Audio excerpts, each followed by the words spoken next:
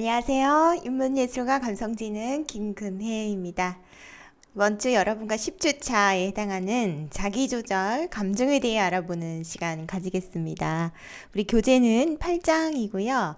지금까지 여러분 힘든 여건 속에서도 또 저와 함께 여기까지 잘 달려오심에 스스로를 칭찬하시고요.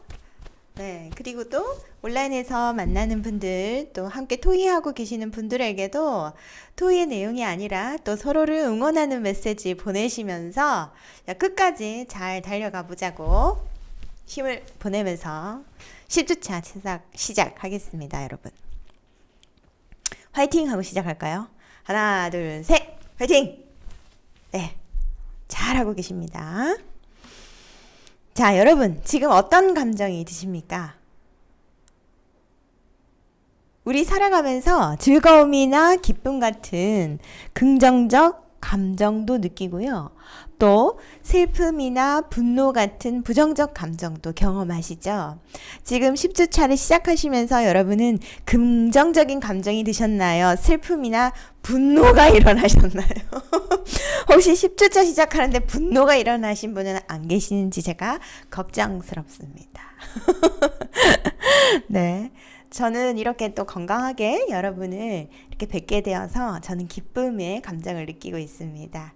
네, 이렇게 우리가 느끼는 감정은 우리를 행복하게 하거나 불행하게 만들기도 하지만 또 내가 어떤 상황에 처해 있는지도 알려줍니다. 그래서 그것을 대비하도록 만드는 점에서 마음에서 보내는 SOS 신호라고도 할 수 있습니다.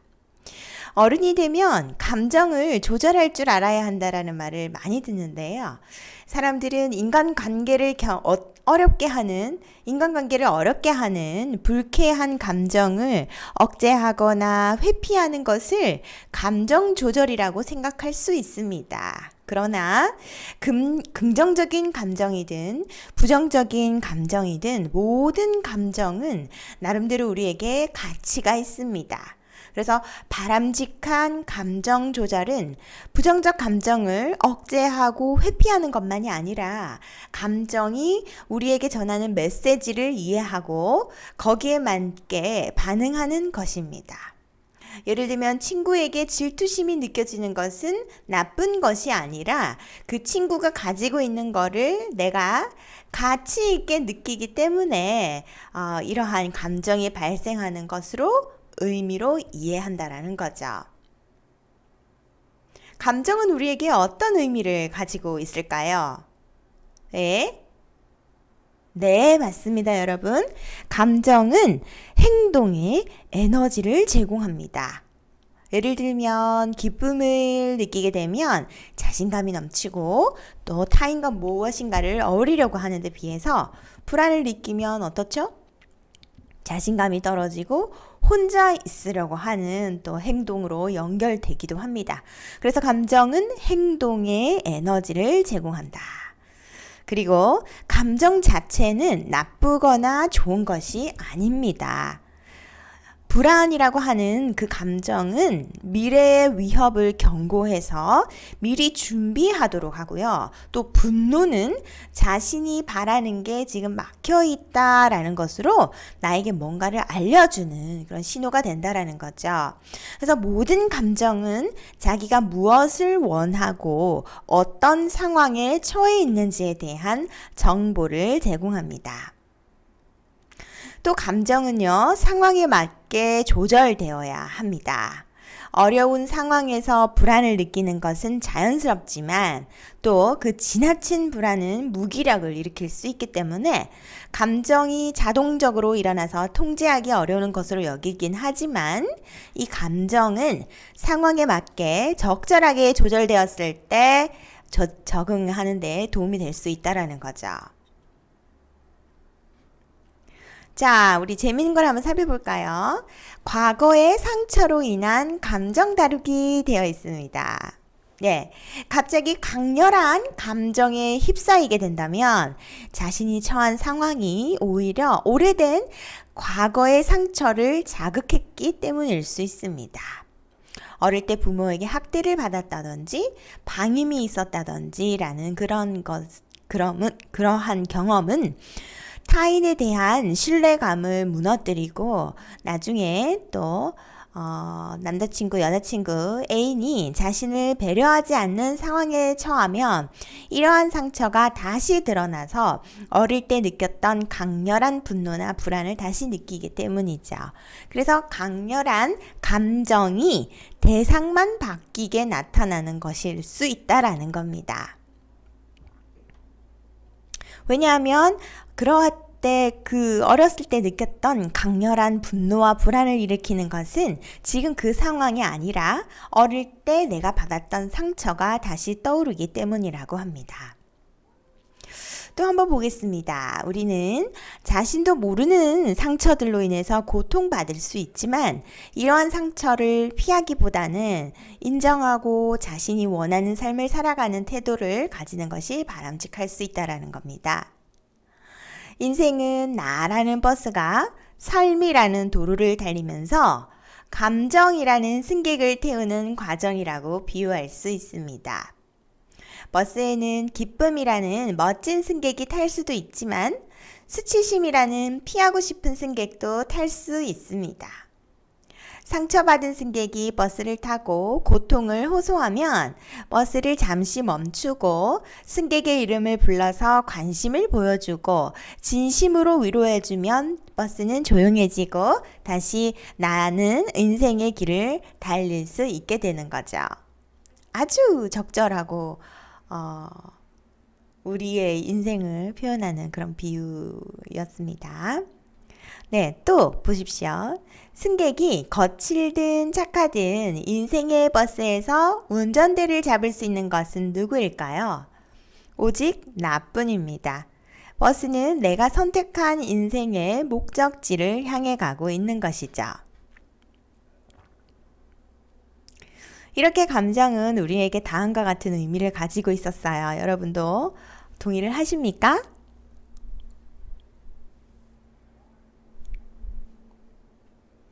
자, 두 번째 보십시오. 부정적 감정을 어떻게 받아들이는 것이 바람직할까요? 첫째, 둘째, 셋째, 넷째 이렇게 구분해서 한번 보겠습니다. 부정적 감정을 느끼는 것은 정상입니다. 네, 자연스러운 것이고요. 비슷한 상황에 처한 사람은 누구나 느끼는 감정이라고 받아들이는 정상성이라는 게 있습니다. 부정적 감정을 경험하지 않고 인생을 살아가는 것은 가능할까요? 가능하지 않습니다. 불가능합니다.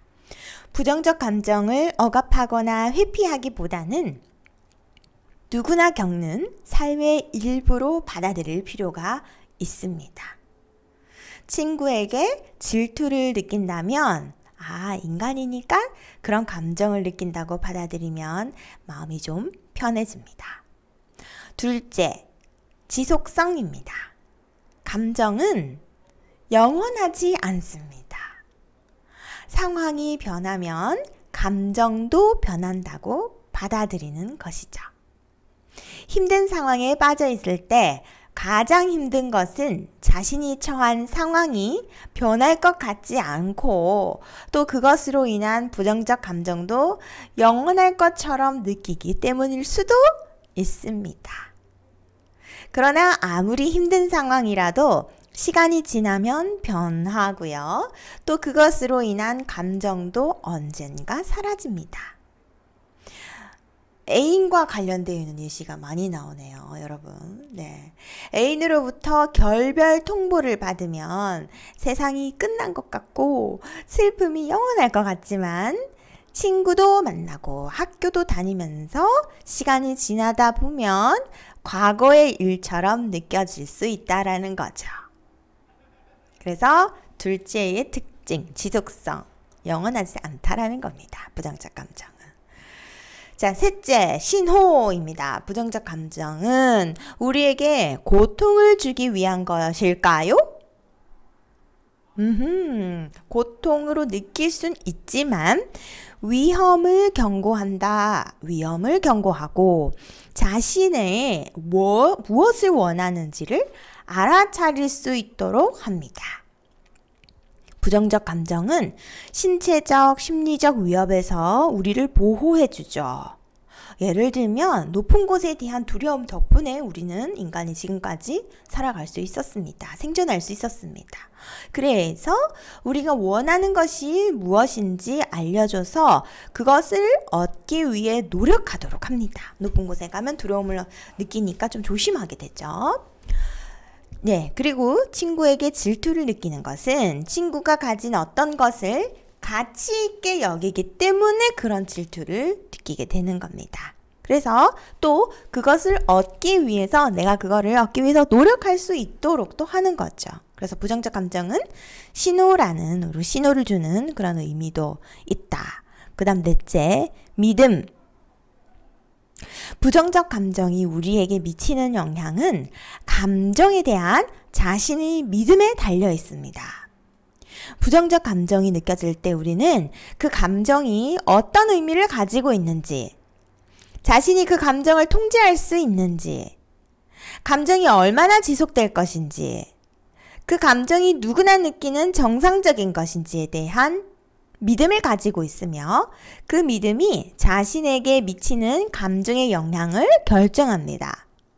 예를 볼까요? 시험 때문에 불안을 느낀다면 그것은 자신이 시험을 잘 준비해야 한다라는 의미로 받아들이는 것이고요. 그 다음 시험을 열심히 준비한다면 불안이 감소될 것이고요. 통제 가능성. 그러다 보면 불안이 사라질 것이라고 여기고 지속성 끝까지 가지 않는다. 계속 지속되지 않는다라고 믿는 거예요. 지속성. 시험을 앞둔 사람은 누구나 불안을 느낄 것이라고 받아들이는 정상성. 이러한 것으로 우리에게 감정에 대한 자신의 믿음이 달려있기 때문에 그 부정적 감정에 대한 자신의 믿음, 어떻게 믿고 있을 것인지 그렇게 해서 부정적 감정을 받아들이면 좋겠습니다. 자, 우리 그럼 연습 한번 해볼까요? 우리는 죄의식이나 불안 같은 부정적 감정을 의식하지 않으려고 회피하려고 하지만 부정적 감정이라고 반드시 나쁜 것만은 아닙니다. 다른 관점에서 보면 우리에게 도움이 되기도 합니다. 부정적 감정은 자신이 추구하고자 하는 이상적 가치를 알려주고 그것을 위해 행동하도록 동기화할 수 있습니다. 좋은 성적으로 장학금을 탄 친구에게 시기심을 느끼는 것은 내가 더 나은 자신이 되고자 하는 것에 가치를 두고 있다는 것을 알려주고 더 나은 자신이 되기 위해 노력하도록 자극하는 좋은 면도 있습니다. 최근 우리가 느꼈던, 여러분이 느꼈던 부정적 감정을 느꼈던 사건들을 기억해보고 갑자기 최근이 아니라 바로 수업 시작하기 전이 떠오르네요. 부정적 감정은 왜 이렇게 자주 발생하는 걸까요? 저도 강의를 하면서 부정적 감정을 어떻게 받아들일지에 대해서 복습하고 있습니다. 우리가 인지적인 그 교양을 쌓아서 부정적 감정을 잘 다룰 수 있도록 합시다, 여러분. 자, 그래서 우리가 부정적 감정을 느꼈던 사건들을 기억해보고 부정적 감정이 자신에게 어떤 가치를 알게 하였는지 그리고 어떻게 행동하도록 동기화할 수 있었는지 찾아봅시다. 그렇다면 앞에서 우리가 보았던 부정적 감정, 정상성, 그래 내가 부정적 감정을 느꼈지만 누구나 느낄 수 있어. 난 인간이기 때문에 이런 걸 느낄 수 있어. 다음 둘째, 그래 이거는 영원하지 않아. 시간이 지나면 상황도 변하고 감정도 변하겠지. 세 번째, 나는 지금 무엇을 원하고 있는지 나한테 신호를 보내고 있는 거구나. 그 다음에 네 번째, 우리에게 미치는 영향, 나 자신에 대한 믿음에 달려있지. 이렇게 분석해보는 것입니다.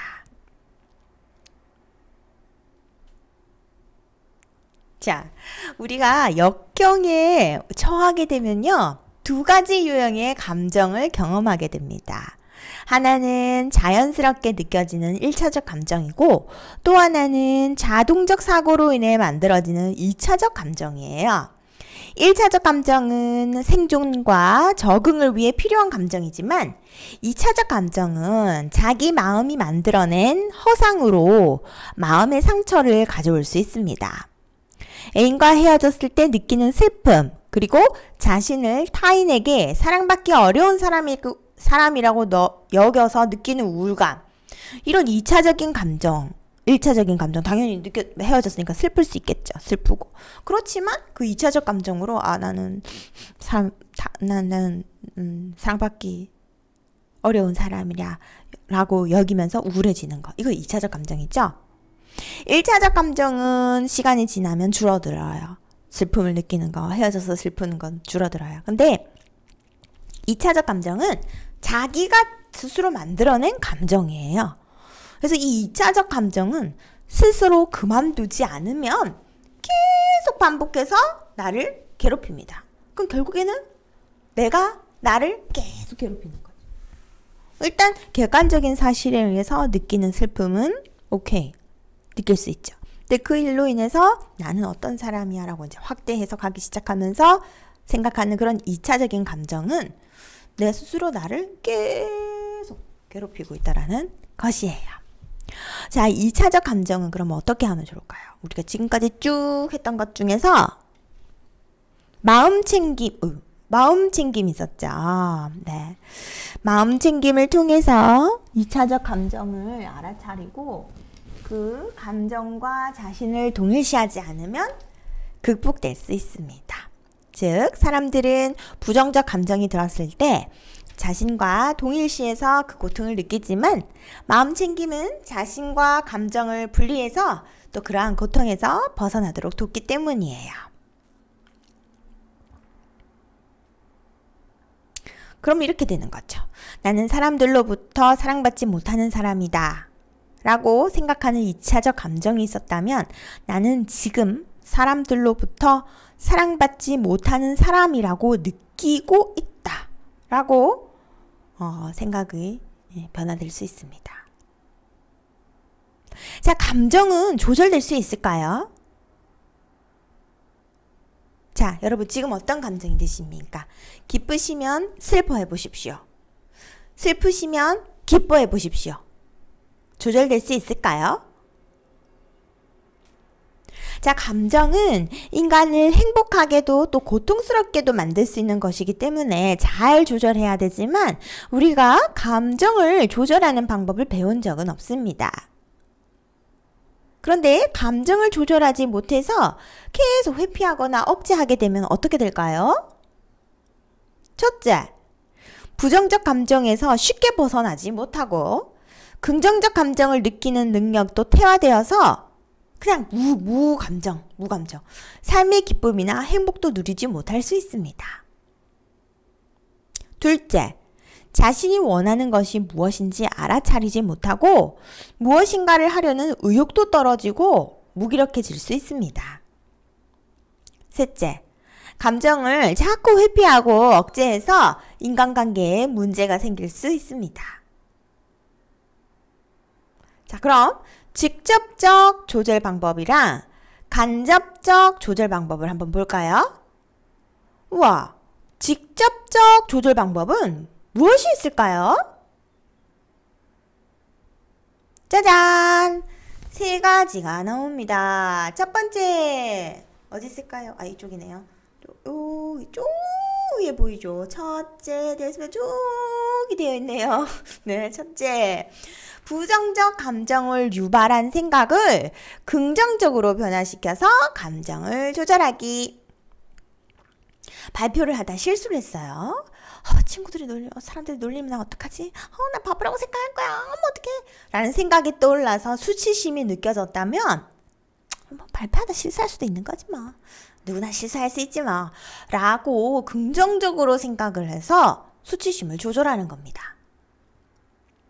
그 다음 둘째, 직접적으로 조절하는 방법. 둘째, 이 감정을, 부정적 감정을 완화시키는 말로 부정적 감정을 조절하는 겁니다.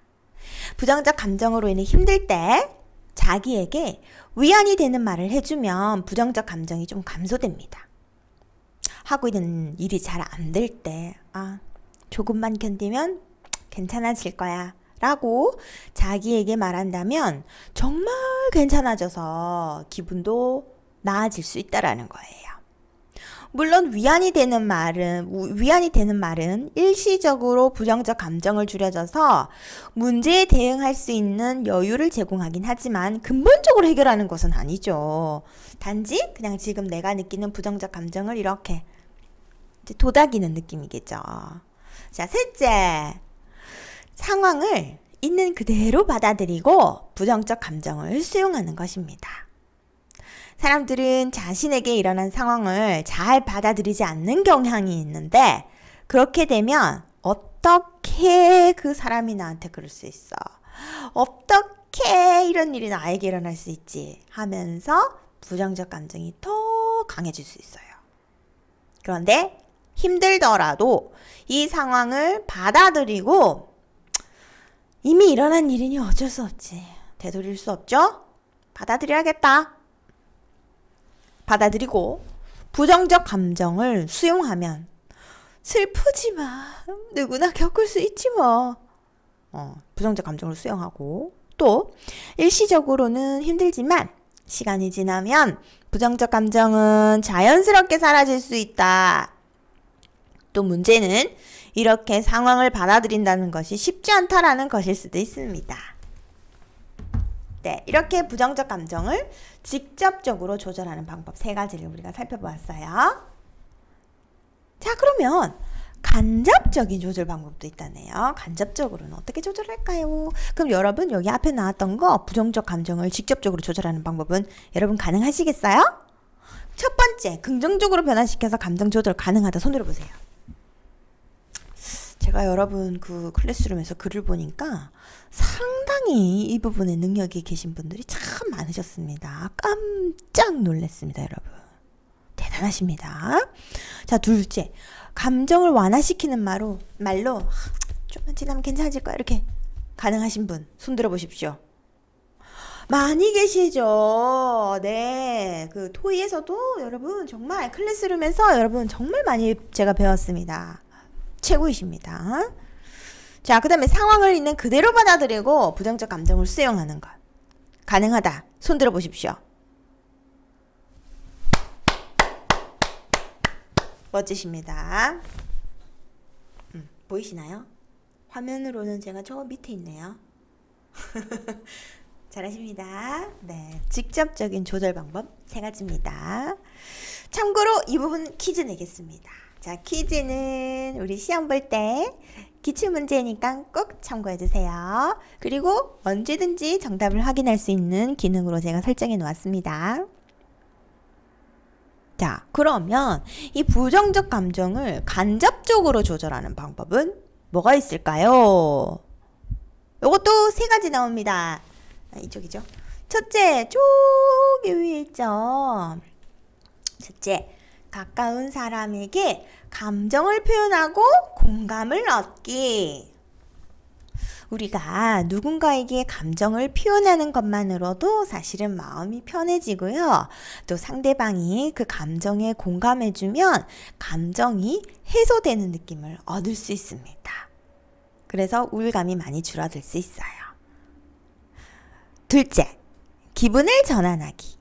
영화를 보거나 음악을 듣거나 산책을 하는 즐겁고 유쾌한 활동을 해서 부정적 감정에서 벗어나는 것입니다.